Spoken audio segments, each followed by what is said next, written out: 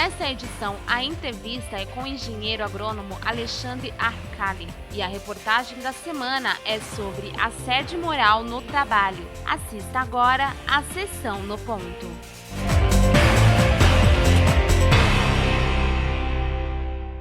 O Sindicato dos Engenheiros é uma entidade que tem já uma longa história de luta e trabalho em prol de toda a categoria no estado de São Paulo e principalmente de seus associados. A esses são oferecidos diversos benefícios de grande relevância.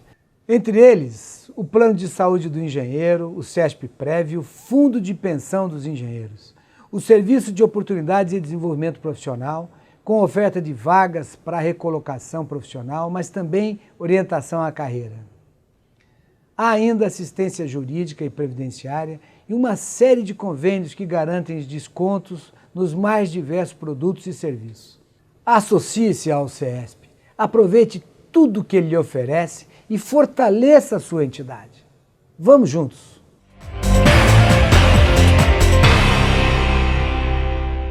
Prezadíssimo telespectador, está no ar mais um programa JE na TV, que é uma realização do CESP, o Sindicato dos Engenheiros no Estado de São Paulo.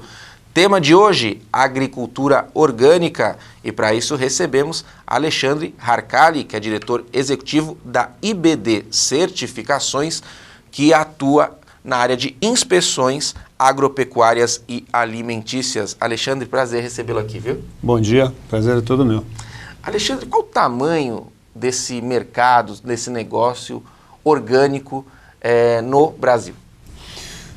O Brasil está crescendo muito forte nesse mercado. Já existem mais de 14 mil produtores cadastrados no site do Ministério da Agricultura, ou seja, produtores certificados, autorizados.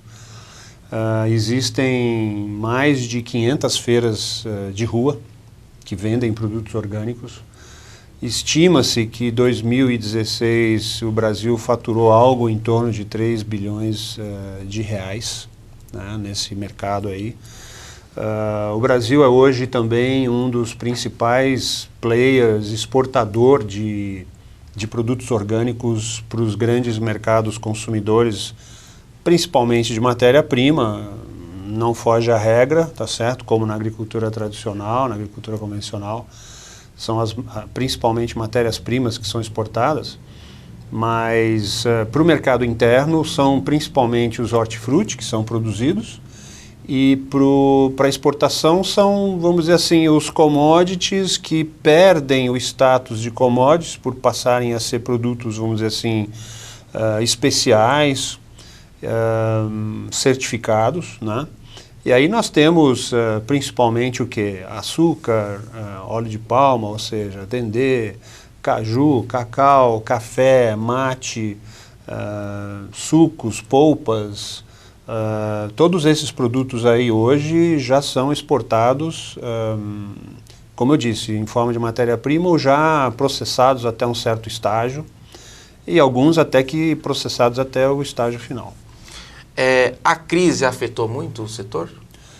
Olha, afetou, tá certo? Principalmente aqueles que fornecem para o varejo, né? E eu também sou consumidor de orgânicos, então assim, eu vejo que nas feiras teve um certo abalo, mas o pessoal continua produzindo, continua vendendo, e dependendo do mercado, se é uma feira bem colocada, como existem algumas aqui em São Paulo, na cidade de São Paulo, você chegando 10 horas da manhã já acabaram algumas hortaliças, vamos dizer assim, mais especiais, né? Então existe ainda um mercado forte e pujante, e que se vê claramente, por exemplo, se você vai sempre a uma feira, você vê que essa feira está crescendo, né? Eu mesmo vivencio isso em 2 feiras que eu frequento, dependendo da situação em São Paulo, a de Santo Amaro, na rua São Benedito, e a do Ibirapuera, e você vê claramente que elas cresceram nos últimos 2 anos e que o movimento é bastante forte. Então, existe realmente um aumento de demanda aí. Bom, conceitualmente, o que é um produto orgânico? Como é que ele se caracteriza? Bom, o produto orgânico, conceitualmente, ele é definido como o produto orgânico certificado. Existe a Lei 10.831 e os decretos subsequentes e as instruções normativas subsequentes que definem claramente o que é um produto orgânico. Ele é um produto que é originário de uma fazenda ou de uma área de produção certificada ou autorizada pelo Ministério da Agricultura, onde não são usados produtos, em princípio, sintéticos ou fertilizantes altamente solúveis, onde se procura estruturar a propriedade de uma tal maneira que ela se torne eficiente energeticamente, eficiente do ponto de vista de aproveitamento de recursos naturais, de fertilizantes, onde toda a questão, vamos dizer assim, ambiental e social está em ordem. Isso em linhas bem gerais, é o que se define como um produto orgânico. E ele, naturalmente, até pelo seu modo de produção bem específico, ele é mais caro que os produtos tradicionais. Existe a possibilidade de aumento da tecnologia, há perspectivas de aumento de demanda desses custos, pelo menos se equipararem ou serem cada vez mais competitivos, Alexandre? Como é que é isso? Talvez essa visão fosse correta no passado. Tá. Eu trabalho há 35 anos nesse setor. E hoje em dia eu posso dizer para você que, dependendo da cultura, isso não é mais verdade. A produtividade pode até ser maior no orgânico, tá certo? Ou equivalente ou menor. Quais que são as culturas onde a produtividade normalmente é menor? Aquelas cuja reação a nitrogênio é mais forte. Então, todo agrônomo sabe que existem algumas culturas que reagem muito fortemente à demanda, a um maior fornecimento de nitrogênio, e outras que não são tão reativas, não tão sensíveis. Por exemplo, as leguminosas, por exemplo, as frutíferas de um ano para outro, né? Talvez uma frutífera reaja fortemente de um ano para o outro, mas não na mesma safra. Algumas hortaliças também não reagem.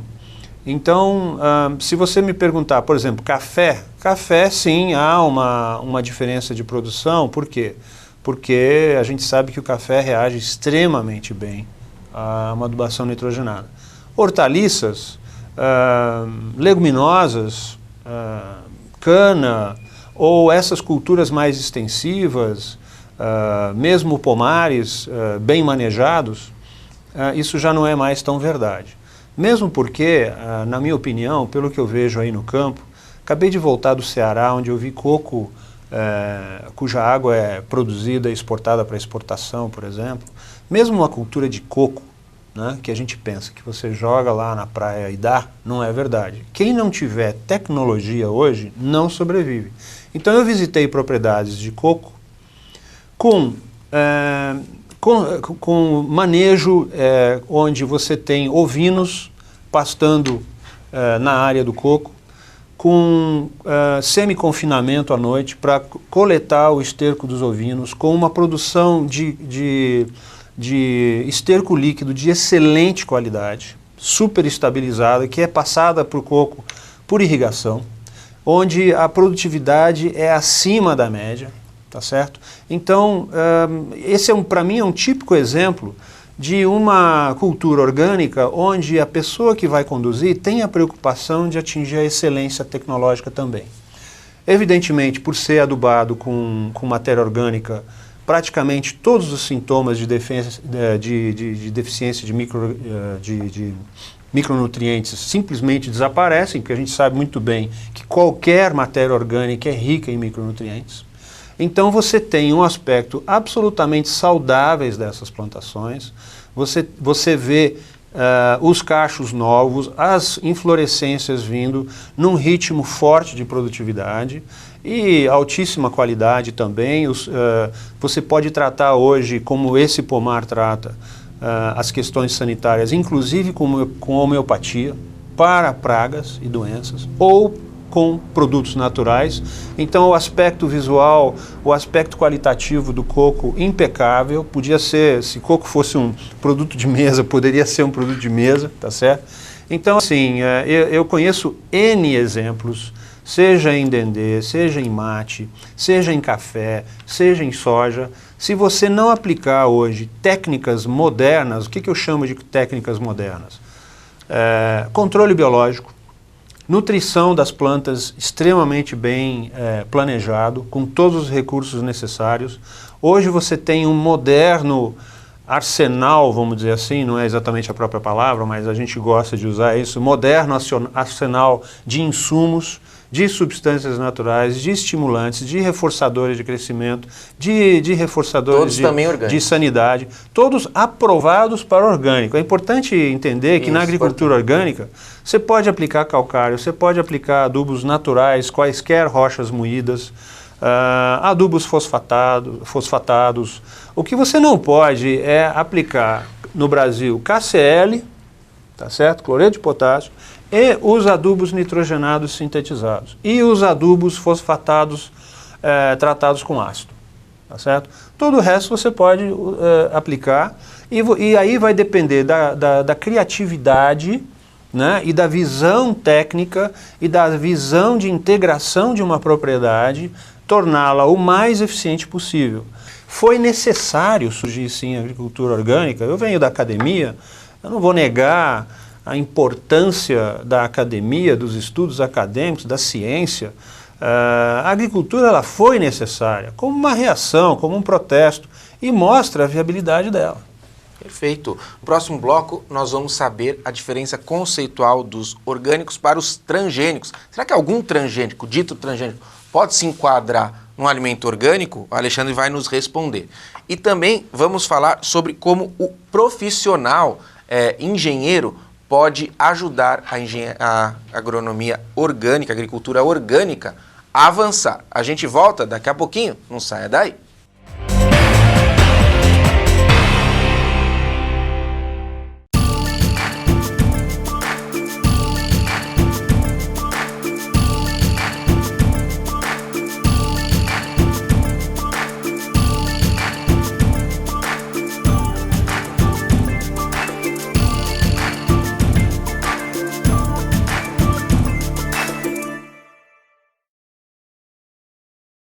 Sua ART pode beneficiar o Sindicato dos Engenheiros. Ao preencher o formulário da ART, não esqueça de anotar o código 068 no campo Entidade de Classe. Com isso, você destina 16% do valor para o CESP. Fique atento, o campo não pode estar preenchido previamente. Apoio Cultural, Conselho Regional de Engenharia e Agronomia do Estado de São Paulo.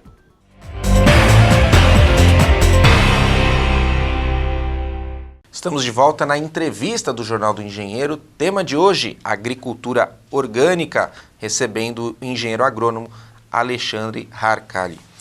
Alexandre, algum alimento transgênico pode ser considerado orgânico pela legislação? E qual é a diferença conceitual de um para o outro?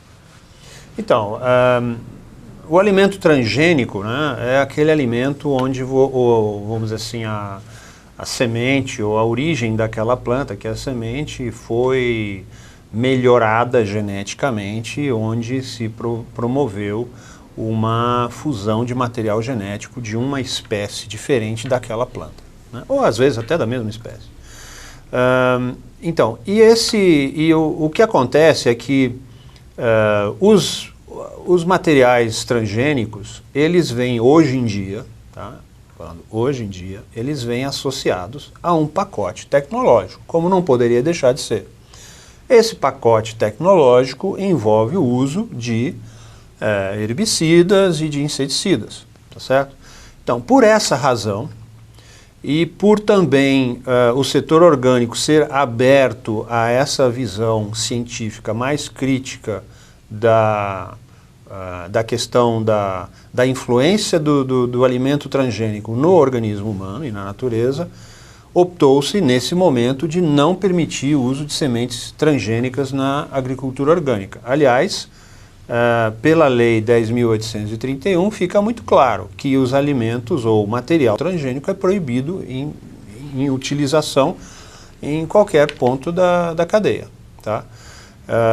Então, o que a gente tem que fazer normalmente? Quando a gente sabe que aquela planta a ser produzida, aquele tipo de produção, corre um risco, por exemplo, se for soja, se for milho, se for algodão, ou qualquer uma cultura já autorizada na forma transgênica no mercado nacional, a gente precisa trabalhar junto com o produtor para que ele desenvolva procedimentos de segurança para que ele demonstre à certificadora que o material não é transgênico e que ele tomou as medidas de precaução para que esse material não se contamine com transgênico. Então esses são os pontos que a gente tem que trabalhar. Perfeito. Bom, no bloco anterior, Alexandre, você foi bem esclarecedor e desmistificou a questão de que uma produção orgânica ela é ineficiente, ela tem aquele caráter mais rudimentar, né? Ou seja, a tecnologia. Você me disse antes de nós gravarmos que existe produção orgânica que nós podemos considerar grandes produções, ou seja, não é mais só o pequeno produtor que está envolvido nesse processo, mas já grandes produtores já veem a importância dessa demanda que está aumentando, segundo informações suas. E eu pergunto, como o consumidor hoje pode saber que aquele produto orgânico está devidamente certificado? A IBD, por exemplo, é uma das empresas que atua em certificação. Como é que o consumidor vê isso? É notório esse certificado? Como é que ele pode saber que determinado fornecedor é de fato um fornecedor autêntico?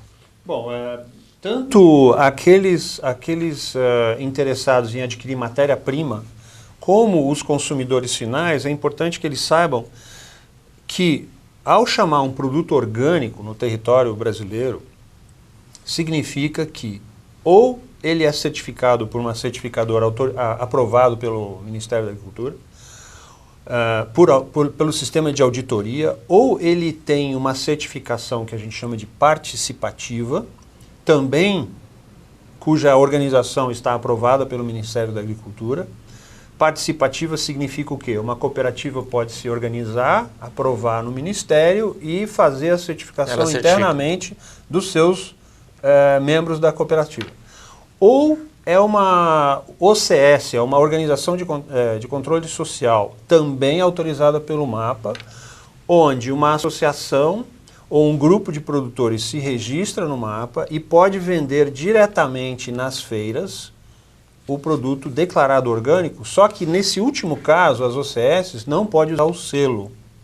O selo brasileiro orgânico ele é obrigatório no rótulo frontal do produto orgânico.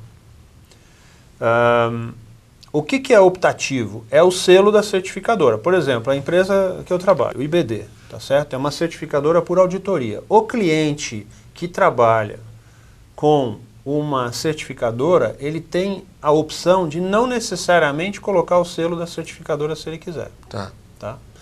Então, isso é importante as pessoas saberem, que existem 3 formas de você acessar o mercado. Isso é muito inédito no mundo, tá? O Brasil, que eu saiba, é o único país no mundo que que criou uma lei que permita que os produtores acessem o mercado de 3 formas diferentes, tá?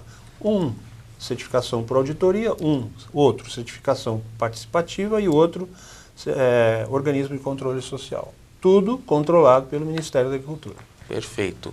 Bom, e qual que é o papel nesse processo aí de produção orgânica do engenheiro agrônomo? Existem especializações para que o engenheiro atue nesse mercado ou isso já é inerente à formação do engenheiro agrônomo? Olha, na minha visão, deveria ser inerente à formação do engenheiro agrônomo. Eu sou formado em 1980 e eu tive a sorte de ser aluno da primeira turma do professor Adilson Pascoal, lá nos anos de 78, que foi o primeiro ano da matéria que ele criou, que a Exalc criou como optativa, né, de agricultura ecológica. E se falava preponderantemente de agricultura orgânica. De lá para cá, outras faculdades pelo Brasil criaram suas matérias optativas. Eu me esqueço agora se tem uma que tem alguma obrigatória sobre agricultura orgânica, Mas hoje eu mesmo lá em Botucatu, na Associação de Agricultura Biodinâmica, a gente recebeu vários mestrandos e doutorandos lá em conjunto com a Unesp de Botucatu. Temos aí já vários trabalhos publicados em conjunto. E então hoje você já tem um arcabouço dentro do sistema brasileiro de educação agronômica, de formação agronômica. Você já tem um arcabouço onde é possível trabalhar as questões de agricultura orgânica. Você tem hoje a Embrapa, com a unidade lá do Rio de Janeiro, em Seropédica, que é uma unidade de agricultura agroecológica, e com certeza outras unidades da Embrapa também estão trabalhando com assuntos afins à agricultura orgânica.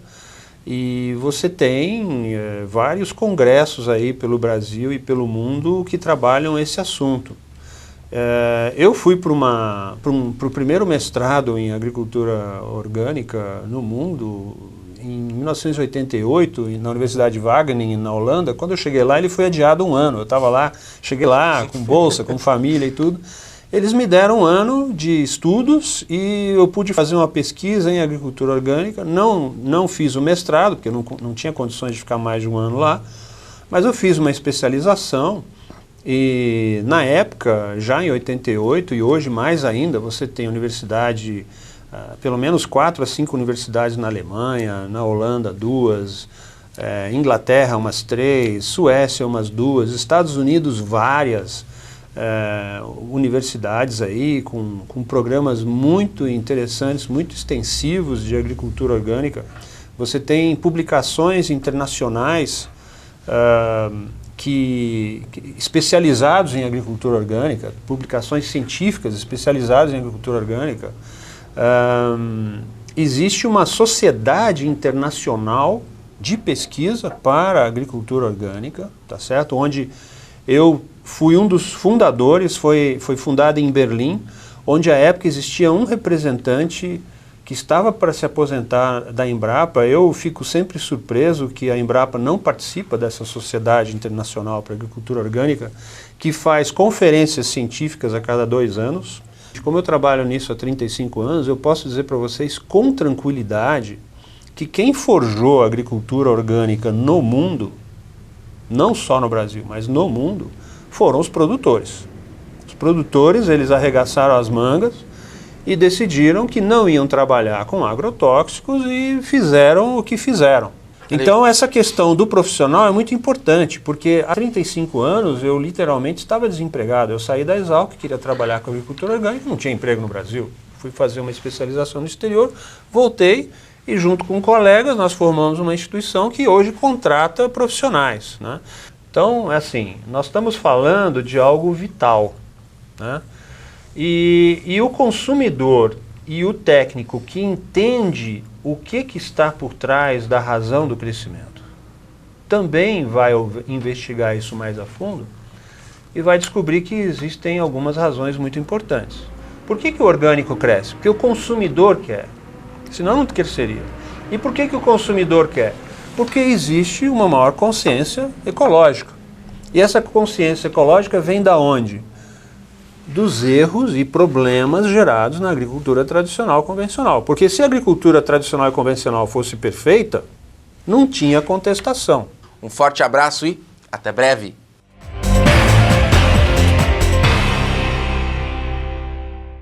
De acordo com a pesquisa da Organização Internacional do Trabalho, 42% dos trabalhadores brasileiros já sofreram assédio moral.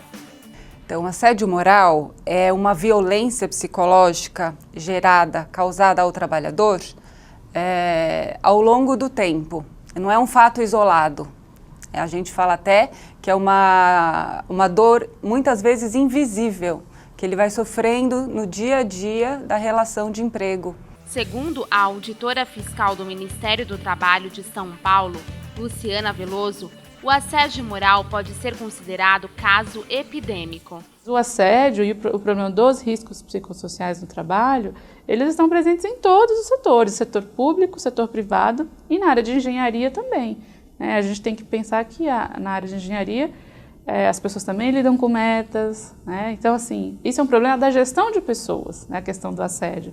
Está relacionado à gestão, à organização do trabalho. Em tempos de crise econômica e alta taxa de desemprego, como a que a população de São Paulo vivencia, o assédio moral tende a ser mais frequente. Então, é o ambiente ideal para que você tenha algumas pessoas que, muitas vezes até pressionadas também por essa lógica, cada vez mais pressionem, cada vez mais exigem. E é claro que você pode ter alguma pessoa, inclusive mal intencionada e alguns gestores mal intencionados, que vão se aproveitar desse ambiente até para eliminar o quê? Aquelas pessoas que são mais representativas. Muitas vezes, pessoas que são ligadas mais ao sindicato. Para quem sofre assédio moral, as causas podem ser muito prejudiciais. Uma jornada de mediações que vai fazendo com que a pessoa vá se descompensando psicologicamente, vá adoecendo fisicamente, porque após um longo período de descompensação psíquica, a pessoa simplesmente adoece fisicamente e, obviamente, ela começa, inclusive, a cometer certos erros, certos deslizes, porque uma pessoa que não está bem fisiologicamente, não está bem psicologicamente, ela comete erros. E daí você tem uma excelente desculpa para expulsá-la, ou ela mesma adoece, que daí tem que ser afastada, ou ela mesma fala, chega dessa tortura, eu não suporto mais esse conjunto de humilhações, e ela pede as contas. Apesar de causar graves problemas, ele não é considerado crime. Atualmente, nós temos dezenas de projetos de lei que visam tipificar o assédio moral, tramitando no Congresso Nacional, mas eles estão parados. Tá? Não existe perspectiva de que a gente tenha uma lei nacional, né, federal, aprovada num curto prazo. A auditora fiscal Luciana Veloso explica como o assediado pode fazer uma denúncia ao Ministério do Trabalho. Uma primeira possibilidade, que eu acho que ela, para questões às vezes não tão complexas, ela pode ser útil, é a comissão que nós temos, que funciona no 10º andar. Essa comissão, ela realiza mediações, né? Ou seja, com o assediado, com o discriminado e as empresas. Então, em muitos casos, houve finais, digamos, felizes, assim, em que a empresa decidiu dar um treinamento para gestores, em que a empresa reviu aquele comportamento. Uma outra possibilidade dentro do Ministério do Trabalho é a denúncia mesmo para a seção de saúde e segurança no trabalho, né? Para casos em que o assédio é institucional, ou seja, é causado de forma coletiva na empresa, o caso é investigado pelo Ministério Público do Trabalho. O Ministério Público sempre entende que a educação no trabalho é um dos primeiros passos para que a gente possa combater de forma eficaz o assédio moral, sem prejuízo, é bom lembrar, da propositura de ações judiciais, se necessário for, cobrando-se indenizações por danos morais coletivos para a hipótese dos fatos já ocorridos. É que a gente precisa corrigir o que já ocorreu, mas tão importante quanto, ou talvez mais importante ainda, é evitar que os fatos se repitam no futuro. Para mais informações sobre este e outros assuntos, acesse o portal do CESP na internet.